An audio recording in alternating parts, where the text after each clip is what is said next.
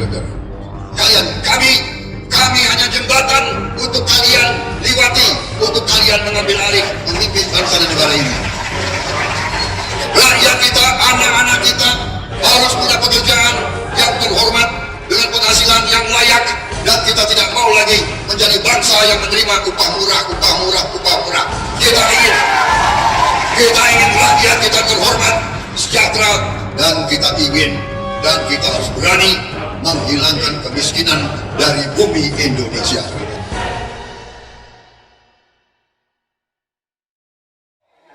Bismillahirrahmanirrahim. Assalamualaikum warahmatullahi wabarakatuh.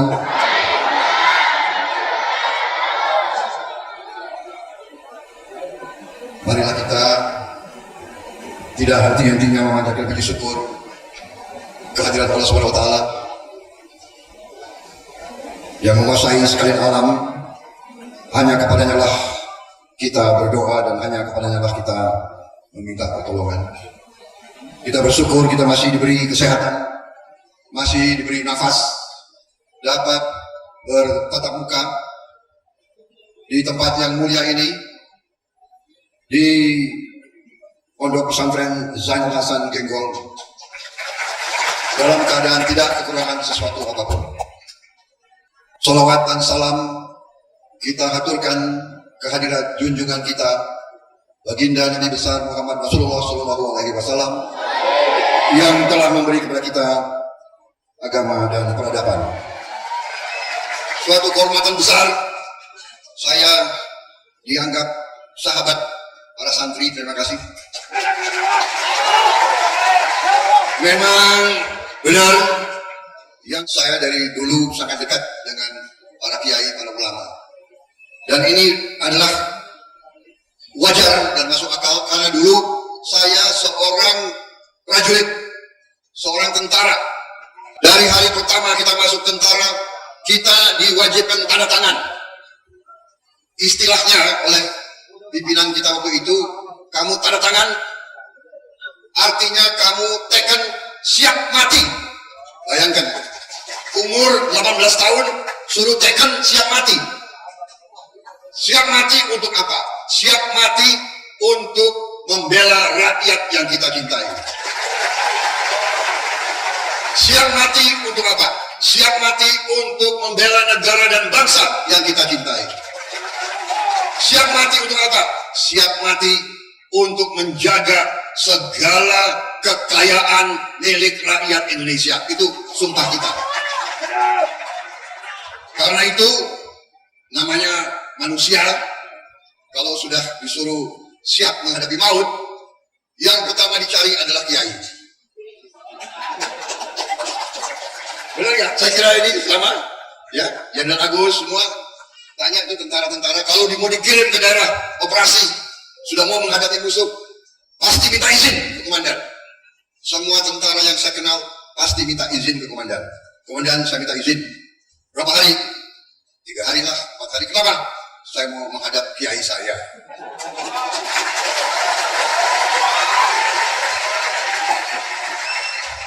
Ini manusia ini, kalau lagi senang-senang, ya lupa kiai.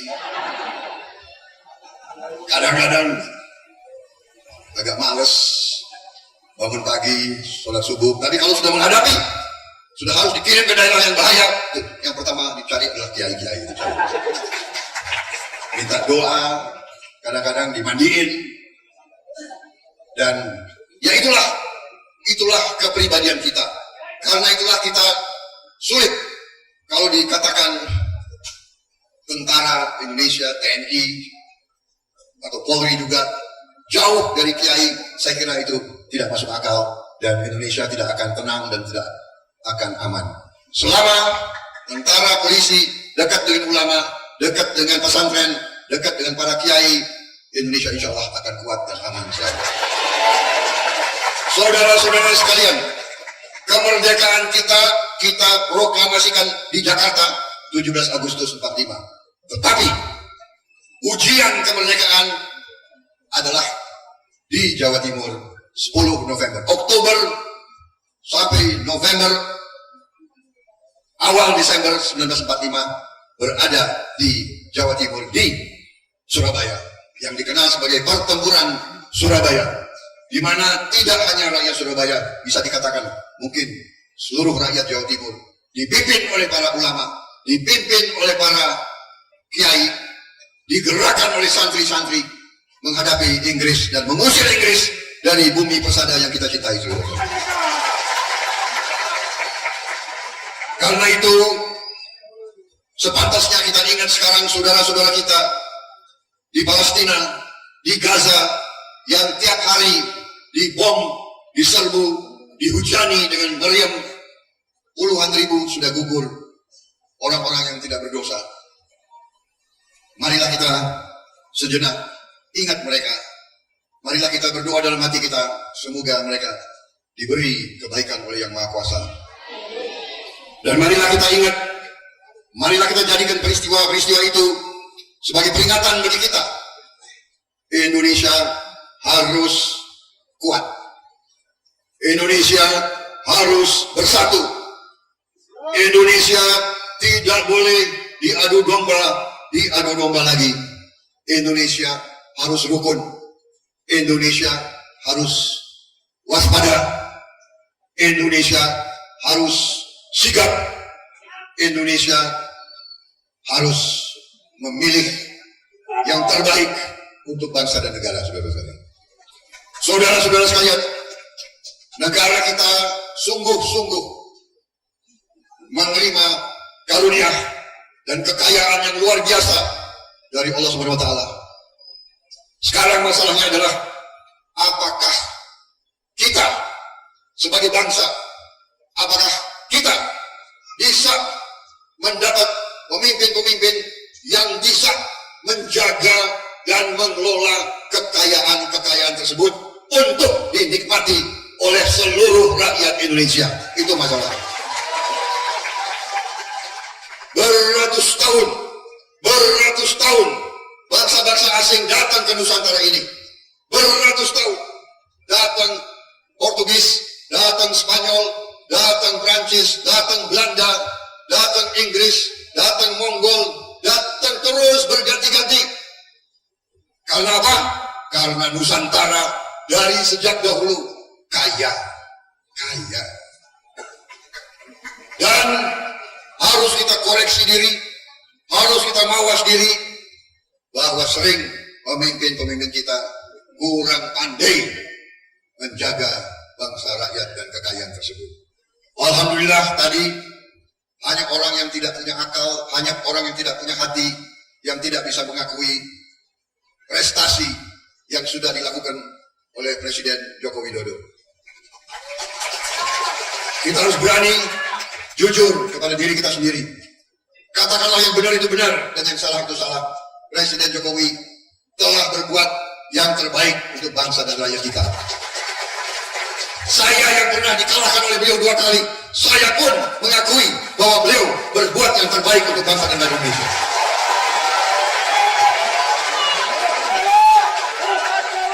Saya bukan orang yang suka menjilat.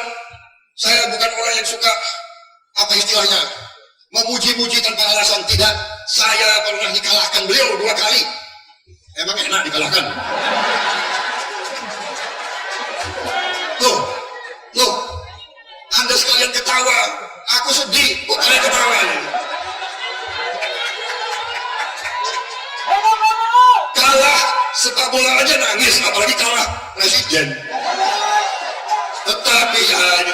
Tetapi inilah saya punya firasat dari dulu, walaupun saya dikalahkan, hati beliau hati yang baik, hati beliau cinta Indonesia, dan hati saya pun cinta rakyat Indonesia. Jadi tidak ada masalah siapa yang menang, siapa yang kalah, yang penting cinta rakyat Indonesia. Karena itu benar, di luar dugaan beliau menang, beliau mengajak saya bersatu. Luar biasa. Biasanya kalau yang ajigung, kalau menang lawannya dihabisin. Ini bukan, lawannya diajak. Ayo bersama-sama berbakti kepada negara dan bangsa. Dan saya Jawaban saya siap. Saya siap mengabdi untuk negara dan bangsa dalam kedudukan dan kapasitas apa saja yang penting untuk rakyat Indonesia. Jadi buku saya kirim untuk dibaca, dipelajari oleh semua ustadz ustazah, para kiai yang ada, dan tidak ada masalah. Saya kira santri dan santriwati yang sudah kelas terakhir, saya kira bagus kalau baca juga ya. Karena ini adalah masa depan kalian semua, kalian yang akan memiliki bangsa Indonesia semua, saudara. Kalian, kami hanya jembatan untuk kalian liwati, untuk kalian mengambil alih memimpin bangsa dan negara ini. Karena itu pendidikan sangat penting. Insya Allah nanti manakala terjadi kesinambungan, manakala ada estafet yang diteruskan, manakala Pak Jokowi meneruskan estafet kepemimpinan kepada saya dan Mas Gibran, kami akan mengutamakan pendidikan anak-anak kita yang paling penting. Semua anak-anak Indonesia harus kita beri makan yang bergizi baik supaya cerdas, kuat, bisa bersaing dengan bangsa manapun di dunia. Kita juga harus swasembada pangan. Kita harus swasembada BBM. Tidak boleh kita import lagi makan dan BBM dari manapun. Indonesia harus berdiri di atas kaki kita sendiri. Semua kekayaan alam tidak akan kita jual murah kepada bangsa asing. Semua kekayaan alam kita harus diolah di bumi Indonesia. Pabrik-pabriknya harus di Indonesia. Rakyat kita, anak-anak kita harus punya pekerjaan yang terhormat dengan penghasilan yang layak, dan kita tidak mau lagi menjadi bangsa yang menerima upah murah. Kita ingin rakyat kita terhormat, sejahtera, dan kita harus berani menghilangkan kemiskinan dari bumi Indonesia. Untuk menghilangkan kemiskinan, kita harus berani menghilangkan korupsi dari bumi Indonesia.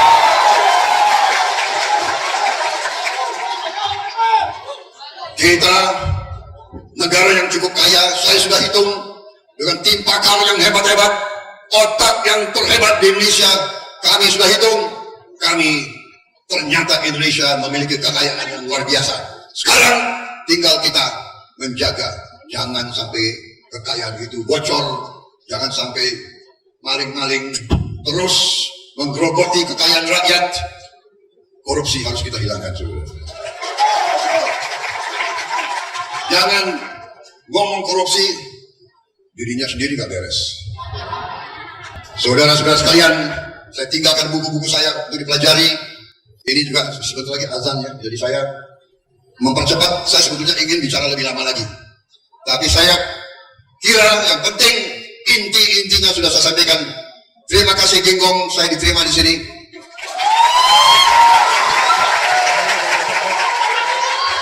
Dan percayalah bahwa saya insya Allah akan kembali ke Genggong. Dan gak usah ditagih, saya gak pernah lupa utang. Saya orang yang takut tidak penuhi utang saya. Kadang-kadang terlambat, tapi tetap saya ingat terus.